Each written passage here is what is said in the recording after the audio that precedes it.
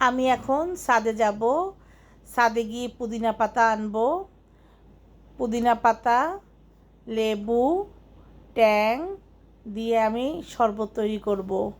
গরমের দুপুরে শরবত খেতে ভালোই লাগে। ছাদে টবে পুদিনা গাছ লাগানো হয়েছে। অনেক পুদিনা পাতা হয়েছে। বৃষ্টি পেয়ে আরও ঘন হয়ে উঠেছে পুদিনা পাতাগুলো। দেখেই ভালো লাগে। আর পুদিনা পাতা তো পেটের জন্য খুবই ভালো। আমি এখন লেবুগুলো ভালো করে চিপড়াই নিব। লেবুতে প্রচুর পরিমাণে ভিটামিন সি থাকে, আর ভিটামিন সি আমাদের জন্য খুবই দরকার।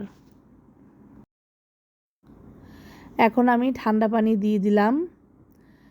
এই গরমে ঠান্ডা পানি দিয়ে শরবত করলে ভালোই লাগে।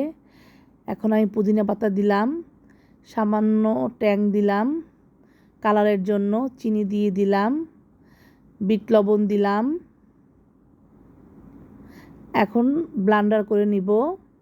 তৈরি হয়ে গেল আমাদের সুস্বাদু শরবত। আমি এখন শরবত টেস্ট করে দেখব। অনেক মজা হয়েছে। আপনারাও চাইলে বাসায় বসে ট্রাই করতে পারেন। আশা করি সবার খুব ভালো লাগবে। আজকের ভিডিও এ পর্যন্তই। ভালো থাকবেন সবাই। আল্লাহ হাফেজ।